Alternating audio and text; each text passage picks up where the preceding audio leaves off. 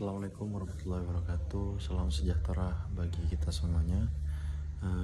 Pada kesempatan kali ini saya akan menjelaskan lahirnya sosiologi hukum pertama kali.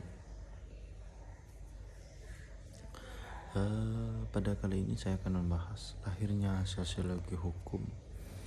Sebenarnya istilah sosiologi hukum itu untuk pertama kali digunakan oleh seseorang Italia yang bernama Anzilotti pada tahun 1882. Sosiologi hukum pada hakikatnya lahir dari hasil-hasil pemikiran-pemikiran para ahli pemikir baik di bidang filsafat hukum maupun ilmu sosiologi. Hasil pemikiran tersebut tidak saja berasal dari individu, tetapi akan berasal dari mazhab-mazhab atau aliran-aliran yang mewakili sekelompok ahli pemikir yang pada garis besarnya mempunyai pendapat yang tidak banyak berbeda. Filsafat hukum dan ilmu hukum memberikan pengaruh besar terhadap pembentukan sosiologi hukum.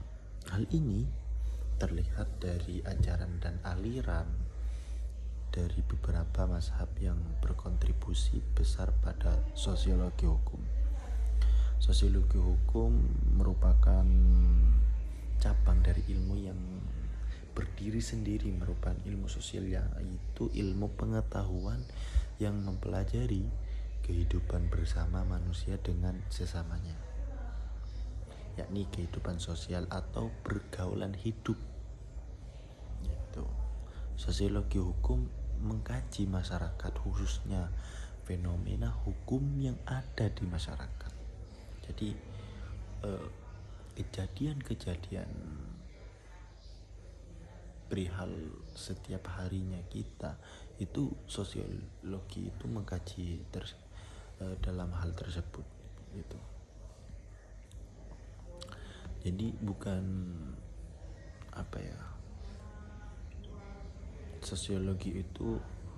sosiologi hukum itu mempelajari dalam konteks bermasyarakat seperti itu. Aristoteles mengemukakan keseluruhan masalah-masalah yang semestinya harus dipecahkan. Montesquieu yang dipengaruhi oleh fisika sosial dari Hobbes dan Spinoza setelah menghilangkan prasangka-prasangka kesosialan pada telaah berdasarkan kepada pengamatan empiris secara sistematis. Dengan demikian, untuk memahami arti keadilan Aristoteles terhadap dahulu menggambarkan berbagai macam hukum positif dalam hubungan yang nomos, tata tertib sosial yang benar-benar efisien, philia atau solidaritas sosial, dan sekelompok tertentu dan negara hanya merupakan mahkotanya. Lanjut pada poin kedua, yaitu perkembangan sosiologi hukum. Perkembangan sosiologi hukum di negeri ini juga tidak lepas dari perubahan-perubahan yang terjadi secara bertahap sejak revolusi kemerdekaan. Pencapaian kemerdekaan negara Indonesia tidak berlangsung secara yuridis tradisional, melainkan secara politik sosiologi. Perubahan yang secara yuridis tidak normal itu menimbulkan situasi-situasi konflik sehingga mendorong orang untuk melihat kembali kepada hakikat fungsi hukum, batas-batas kemampuan hukum dan lain-lain, atau yang tidak lazim dibicarakan dalam wacan hukum tradisional yang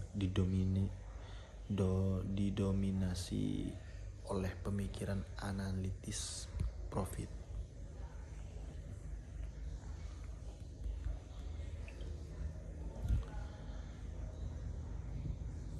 Meskipun pada hakikatnya sosiologi hukum secara relatif masih muda usianya dan masih baru bagi Indonesia, sehingga belumlah tercipta lapangan kerja yang jelas dan tertentu.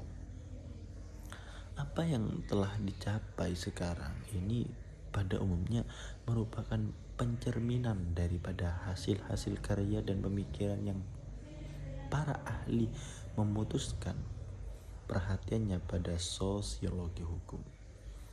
Pada umumnya, para sosiolog dengan begitu saja menerima pendapat bahwa hukum merupakan himpunan peraturan-peraturan yang statis.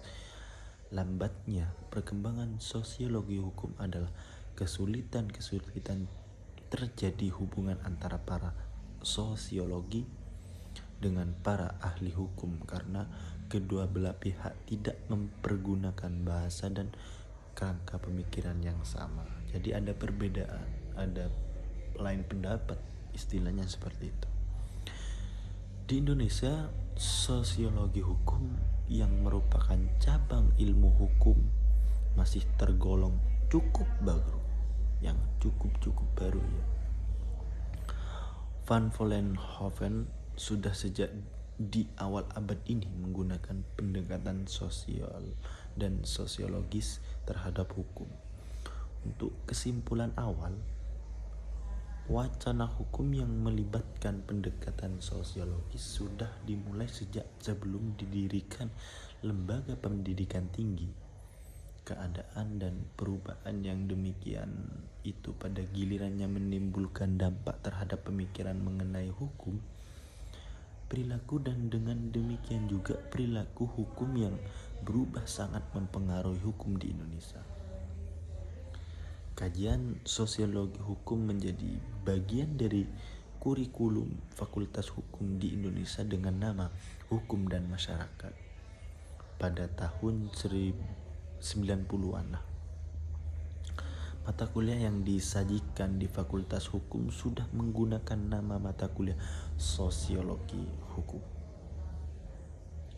Pendidikan hukum di Indonesia banyak berkiblat pada tradisi civil law yang berasal dari Eropa kontinental, di mana civil law ini cenderung memperlakukan hukum sebagai kaidah-kaidah positif saja, menggunakan metode deduksi yang bermanfaat untuk menemukan dasar pembenaran atau dasar legitimasi.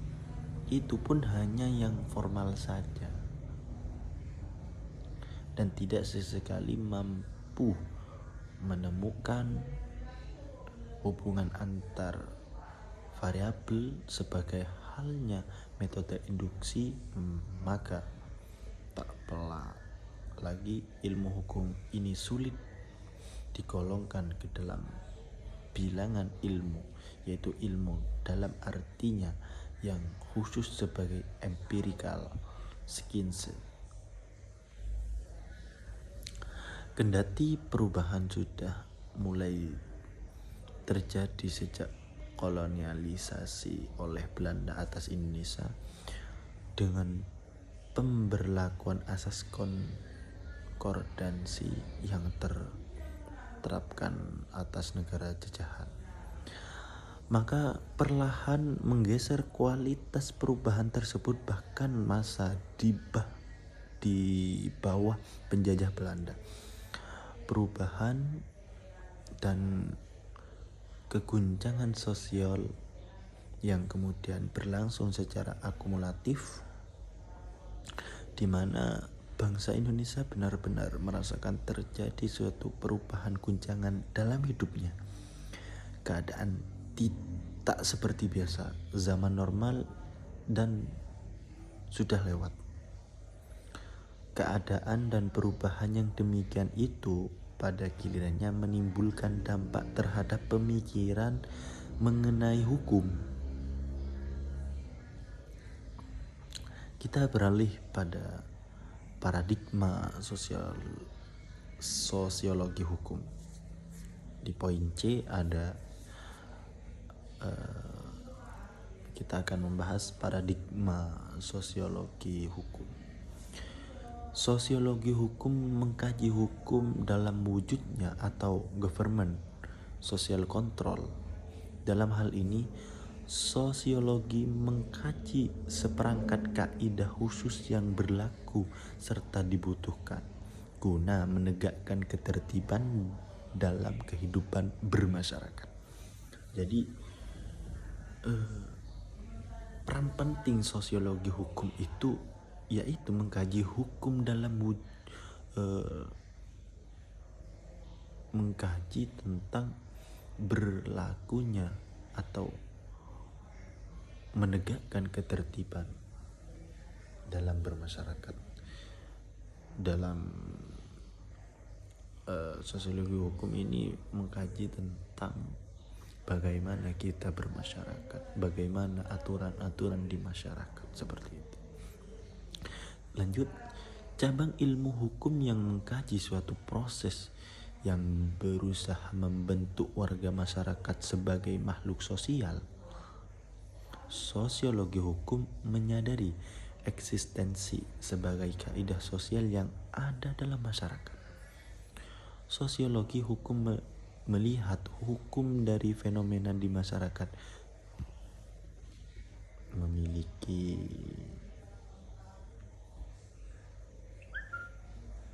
sosok atau jati diri. Paradigma adalah suatu istilah yang kini amat populer dipakai dalam berbagai wacana di kalangan para akademisi untuk menyebut adanya pola berpikir yang akan mensyarati kepahaman interpretatif seseorang secara individual atau kelompok orang secara kolektif pada seluruh gugus pengetahuan berikut teritori yang dikuasai. Istilah paradigma itu tidak hanya untuk mengisyaratkan adanya pola atau pangkal berpikir yang berbeda, akan tetapi juga adanya potensi dan proses konflik antara berbagai pola berpikir yang akan melahirkan apa yang disebut paradigma pola berpikir atau paradigma yang mendefinisikan pengetahuan suatu komunitas sebagai pengetahuan yang hanya bisa bertahan sepanjang kurun waktu tertentu. Pembicaraan mengenai teori-teori sosial tentang hukum yang dipulangkan balik ke buah pikiran Marx, Main, Durkheim, dan Weber sesungguhnya adalah pembincangan tentang apa yang disebut oleh Luhmann Rehtozoology 1972 sebagai awal perkembangan sosiologi hukum yang klasik.